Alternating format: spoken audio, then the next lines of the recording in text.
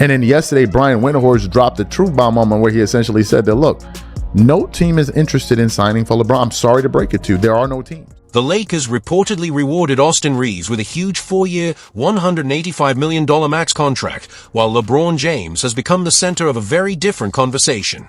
According to ESPN's Brian Windhorst, there may not be many teams prepared to offer LeBron another massive long-term deal, a claim that has fueled debate across the basketball world. Now fans are asking whether the Lakers are disrespecting one of the greatest players in NBA history or simply making a smart business decision by focusing on their future. What do you think? Share your opinion in the comments before we break down the full story. Is in damage control mode right now. And the reason that these guys are scrambling as a network is because for the last few days, Stephen A. Smith has been up on TV talking about, oh man, the Lakers need to make sure they sign LeBron James, man. They need to make sure they sign LeBron James, man, because, you know, they're not winning nothing with LeBron. Like I said, it's like, yo, dog, prior to this playoffs, LeBron's playoff record with the Lakers was 2-14 over the last 14, 2-12 over the last 14 playoff games. 2-12. But they were trying to make it seem like these guys were going to the finals every single year. No, it's been a disaster now for quite some time with him on the roster. Here's where the story gets even more interesting. Just days ago, the Lakers reportedly committed a 4-year, $185 million max deal to Austin Reaves instead of LeBron James. It's a remarkable moment considering Reeves entered the NBA as an undrafted player out of Oklahoma in 2021 and has now earned one of the biggest contracts ever for an undrafted player. Meanwhile, LeBron, the NBA's all-time leading scorer, is still waiting to learn what comes next. That contrast has sparked one big question among fans. Are the Lakers officially beginning a new era? But then, of course, the news came out that Austin Reaves was extended by the Lakers for a 4-year, $185 million contract. And that's when the writing started to show up on the wall. Okay, yeah, maybe this franchise is moving on. So today, during an episode on First Take, it was Stephen A. Smith, I think Vince Goodell, and Kendrick Perkins. And they started panicking on the set.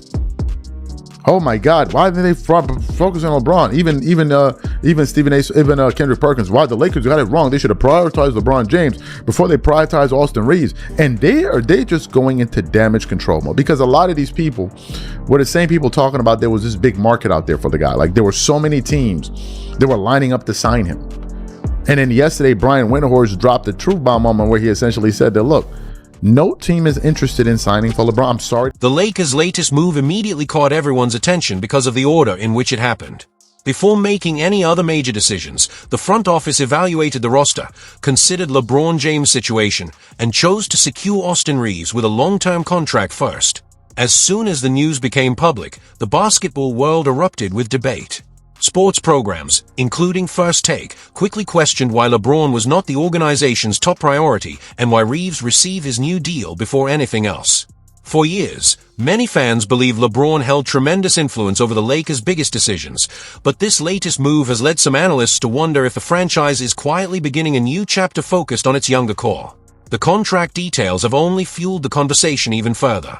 Reeves agreed to a 4-year, $185 million contract after declining his $14.9 million player option, with his first-year salary projected to be around $41.3 million. That amount is expected to be higher than what the reigning NBA Most Valuable Player will earn next season, making the former undrafted guard one of the biggest stories in basketball. His remarkable rise from going undrafted to landing the richest contract ever awarded to an undrafted player has stunned fans across the league. To make the deal even more significant, the contract includes a player option in the final season, giving Reeves added control over his future while cementing one of the most historic achievements for an undrafted player in NBA history. Lakers signed Austin Reaves to a 4-year, $185 million max contract to keep him in LA and restrict him from becoming a free agent. So AR will stay in LA with Luka. But as for LeBron James, who is an unrestricted free agent, Shams Charania says there's been not much movement. Listen to this. My understanding is there hasn't been an offer out to LeBron James yet as far as his free agency. We'll see how that develops over the next 4 or 5 days when free agency starts. But a lot of it is like, how much can we upgrade the roster and then potentially go back to LeBron? Or do you take care of LeBron first and then figure out any type of potential roster move? All right, so no offer yet for LeBron James. Stephen A., is it at all concerning that the Lakers have yet to offer LeBron when they've already taken care of Austin Reaves? Not at all. Not at all. The priority was to make sure you took care of Austin Reaves because he's got value around the league because of his youth. And as a result of that, you can sign him and deal with other stuff later. Reeves didn't just land a record-breaking contract, he also gained valuable flexibility for the future, making the deal an even bigger victory. So, what convinced the Lakers to offer such a massive payday? The answer is simple: leverage. Reports indicated that the Detroit Pistons entered the picture with significant salary cap space and were ready to make a strong push to sign Reeves. That immediately increased the pressure on Los Angeles, leaving the team with little room to negotiate a lower offer or delay the process. According to Brian Windhorst, the Lakers were reportedly discussing a contract worth around $30 million per season just 2 days before the agreement became official. However, once Detroit emerged as a legitimate threat, the projected value reportedly surged to more than $45 million annually in roughly 24 hours. That dramatic increase caught the attention of basketball fans everywhere and highlighted just how quickly the market can change. It's no surprise that many people shared the viral image of Reeves collapsing on a golf course after hearing the news, joking that most people would have reacted exactly the same way. The entire situation became a perfect example of how leverage works in the NBA. When another franchise is prepared to aggressively pursue a player, the current team often has no choice but to increase its offer to avoid losing him. That point is important because it sets the stage for an even more difficult conversation surrounding LeBron James, as Brian Windhorst went on to raise the question that many people have been asking. You got Luke Kennard, you got Jackson Hayes, you got these people along with LeBron James. You can exercise bird rights and keep those guys, you know that, so that's a reality. But most importantly, here's the thing that's not being said. LeBron James has graduated to a point in the NBA in his career where he could essentially choose where he wants to go for the most part. Like if LeBron James, it's a money issue where we're concerned in terms of us talking about how the Lakers ain't gonna give him $52 million and all of this other stuff. I got that part. But if LeBron James, money aside, sat up there and said, I want to be on your basketball team, who's telling him no? Anybody telling him no? I mean, you might have one or two teams that might say no, but for the most part, 95% of the league is going to be like, hell yeah, let's make this happen. The big question now is who is ready to offer LeBron James a huge contract. Brian Windhorst explained that while many teams would love to have LeBron, there may not be enough competition to create a major bidding war. Without multiple teams pushing for him, the Lakers have more control in negotiations. In this case, Los Angeles is almost negotiating against itself, which is very different from the situation Austin Reaves faced. Especially if money is not a factor. With him, it could be respect. He understands the business of the NBA, but he's graduated to that point where essentially he can dictate what he wants to do. If he wants to stay in LA, they ain't telling him to go home. If he wants to depart and say, I want to go back to Cleveland, they ain't telling him no. If he called Pat Riley and said, listen, I want to come back and join Giannis and Bam in LA, you think Riley's going to tell him no? He ain't going to tell him no. So that's what we have to understand. It's not really concerning to me because it's LeBron and that is his reality. A reality, by the way, that he has. Instead of facing pressure from multiple teams, the Lakers appear to have more time and control in LeBron James' situation. Shams Charania reported that the Lakers had not made LeBron a contract offer at that point, and there had been limited communication between both sides. That caught attention because teams and free agents were already allowed to discuss new deals and work toward agreements. While Austin Reaves and many other players used that opportunity, LeBron and the Lakers remained unusually quiet. Brian Windhorst described the lack of movement as surprising, especially considering LeBron has always been one of the biggest priorities whenever he entered free agency. This time, the situation looks different. For the first time in years, it appears LeBron may not be the Lakers' top focus. With Luka Doncic viewed as the franchise centerpiece and Reeves locked in with a major contract, the team's future direction has become a major topic of debate. The salary cap situation also helps explain the delay. When a free agent remains unsigned, the team keeps a temporary salary figure called a cap hold. LeBron's cap hold is reportedly around $59.5 million, while Reeves had a much smaller cap hold of about $20.9 million. Because Reeves' cap hold was lower, the Lakers had more flexibility to make moves before finalizing his contract. LeBron's much larger cap hold creates a different challenge, making his situation more complicated until his next move is decided. That situation naturally pushes LeBron James' negotiations further back instead of making them the Lakers' first priority. There has also been a lot of discussion about reports suggesting the Lakers could have nearly $100 million in spending power this summer, but Brian Windhorst explained that the situation is not that simple. He described much of that projected space as phantom cap space because existing cap holds still count toward the team's payroll. LeBron's estimated $59.5 million cap hold remains on the books until he signs a new contract or moves on, while Rui Hachimura also carries a notable cap hold of around $27.4 million. These numbers reduce the team's actual flexibility before any new deals are completed. According to Windhorst, the Lakers appear to be choosing a different approach by improving the rest of the roster first rather than immediately making LeBron's contract the first item on their list. This approach could mean the Lakers first explore trades, add new players, and evaluate their financial options before returning to LeBron James' contract situation. From LeBron's point of view, that represents a major shift. For many years, he was the first priority, the first major decision, and the player teams built around. Now, having to wait while other moves are handled creates a completely different experience than what fans have seen throughout his career.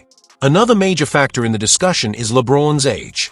At 41 years old, his age naturally becomes an important part of any contract decision. Teams must carefully balance his incredible achievements and continued impact with expectations about his future performance before making a long-term financial commitment. Because of that, many analysts believe a contract worth more than $50 million per season would be a difficult decision for any team to justify. This is not about doubting LeBron James' greatness or everything he has accomplished. Instead, it reflects how NBA organizations evaluate long-term contracts, salary cap limitations, and future financial planning. While some people see the quiet market around LeBron as a sign of reduced respect, others believe there is a different explanation. Teams can still value his talent and impact while also making careful decisions based on the financial realities of the league. Those two things can both be true at the same time. A quieter market does not mean there is no interest in LeBron James around the league. The Golden State Warriors have repeatedly been mentioned as a potential destination, with reports noting they could use their full mid-level exception of around $15.1 million. The possibility of LeBron teaming up with Stephen Curry and Draymond Green has created huge excitement and fueled countless discussions among fans. Miami has also remained part of the conversation because of LeBron's successful history with the Heat. Meanwhile, Cleveland continues to be linked to him because of his deep connection with the city and the franchise where his NBA journey began. While interest from teams may be there, the financial side is much more complicated. Reports suggest the Cavaliers would likely need a more complex move, such as a sign-and-trade deal, to create the space for a larger contract. That highlights an important difference. There is a big gap between teams being interested in LeBron James and teams being willing to offer him a maximum-level contract. These two ideas are often mixed together during television debates, but they are not the same. About a month earlier, Rich Paul discussed LeBron's situation on the Pat McAfee show and mentioned that roughly 10 to 12 teams had shown interest. That statement quickly became a major talking point across the basketball world, but many people missed another important detail from his comments. Rich Paul also made it clear that fans should be careful about believing every report, explaining that many serious discussions had not actually happened yet. That is a normal part of the process because an agent's job is to create opportunities, maintain interest, and build the strongest possible position for their client. There is nothing unusual about that strategy in professional sports. But now, the conversation has shifted. Fans are wondering that if so many teams were truly interested in LeBron James, where are those reported offers? And perhaps the bigger question is what type of contracts teams are actually willing to consider. There's a major difference between a team showing interest at the veteran minimum level, offering the mid-level exception, or being willing to provide a maximum contract. Those are completely different situations and should not be treated as the same thing. The debate became even more intense during the discussion on First Take, where analysts shared very different opinions about LeBron James' situation. Stephen A. Smith dismissed many of the concerns, saying LeBron has earned the right to choose his next move and that the current lack of action does not automatically mean something is wrong. However, other members of the panel saw the situation from a much different perspective. Others on the panel highlighted a major point. Throughout LeBron James' legendary career, he has almost always been viewed as the clear top priority wherever he played. If the Lakers are now taking a different approach with his contract situation, it represents a significant change. Whether that impacts LeBron's final decision is still unknown, but it has quickly become one of the biggest discussions of the offseason. Kendrick Perkins then added one of the strongest opinions, suggesting that the Lakers have already shown who they believe their future is built around. Luka Doncic and Austin Reaves, Kendrick Perkins also raise another concern, questioning whether the Lakers can build a championship-level team around a backcourt that may have defensive weaknesses. With three analysts offering three very different opinions, the debate around the Lakers' direction continued to grow. However, when viewed from the team's business perspective, the strategy becomes easier to understand. Austin Reaves is only 27 years old and has shown steady improvement throughout his NBA career. He has developed into a dependable scorer and a valuable piece of the franchise's future plans that if the Lakers become serious championship contenders, Reeves fits well alongside Luka Doncic and gives the team a strong long-term option. Even if the situation does not work out perfectly, he remains a valuable player whose contract could attract interest from other teams in future trade talks. Either way, the Lakers maintain flexibility for the years ahead. The situation is much different with LeBron James. Giving a 41-year-old player a massive 2-year maximum contract creates more risk because moving that type of deal later can become extremely challenging.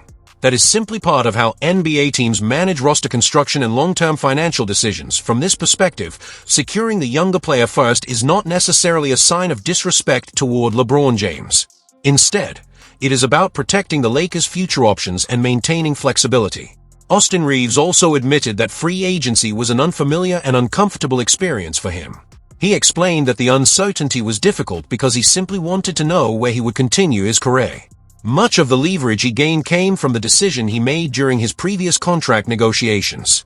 Due to salary cap rules at the time, the Lakers were limited to offering him a deal worth less than $54 million over 4 years. Rather than push for a short-term solution, Reeves trusted his abilities, accepted the opportunity, and continued improving his game. That decision paid off in a huge way, eventually leading to a historic $185 million contract and one of the biggest financial breakthroughs in the league. That a lot of the Lakers' current strategy also connects back to Luka Doncic, who appears to be the foundation of their long-term vision. The team did not make a move for Luka just for one season. The goal was to build a future around him for years to come. Reports have suggested that Luka would like the Lakers to add a strong center who can defend the paint, improve the team's defense, and provide another scoring presence inside. If that is the direction the organization chooses, much of its attention and financial flexibility could be focused on upgrading the roster around him. This also helps explain why LeBron James may no longer be the first priority. Despite his incredible career and countless achievements, the Lakers seem determined to build their next era around a younger superstar. There's still one major obstacle for the Lakers. Finding an elite center is much easier said than done.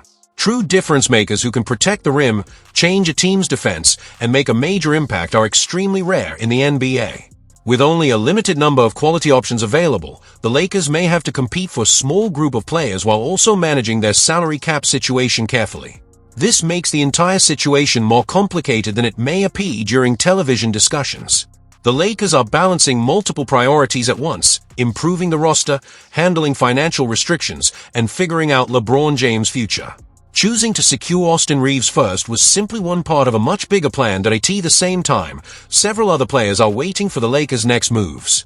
Rui Hachimura, Luke Kennard, Jackson Hayes, Marcus Smart, and DeAndre Ayton have all been linked to potential roster decisions, and the direction of the offseason could depend on how Los Angeles handles its remaining priorities. Timing will also play an important role. Once the league's official negotiating period begins, teams can start communicating with available free agents, including LeBron James if he reaches that stage. If the Lakers and LeBron do not reach an agreement beforehand, more options could open up across the league. That is why many believe the situation cannot remain uncertain for too long. However, some people also question whether the Austin Reaves contract alone is enough to completely change the Lakers' future. Gilbert Arenas offered a different perspective, arguing that the Lakers still need to add more quality pieces to the roster. He suggested that keeping Austin Reaves alone may not be enough to turn the team into a true championship contender. Whether people agree with that view or not, it adds another angle to an already intense discussion. LeBron James has also made it clear that he is not rushing his decision and wants to take time before choosing his next step. In previous years, that patience often showed confidence and control over his future. However, this time, analysts are viewing the situation differently because the free agency landscape around him looks very different from what it was earlier in his career. It is also important to look at the Lakers' recent results. Their latest playoff run ended earlier than many fans expected, and the team has struggled to meet championship expectations in recent seasons. Because of that, some analysts wonder if simply bringing back the same group of players will be enough to compete at the highest level. Meanwhile, the NBA continues to evolve, with new stars rising, new contenders developing, and new champions being crowned.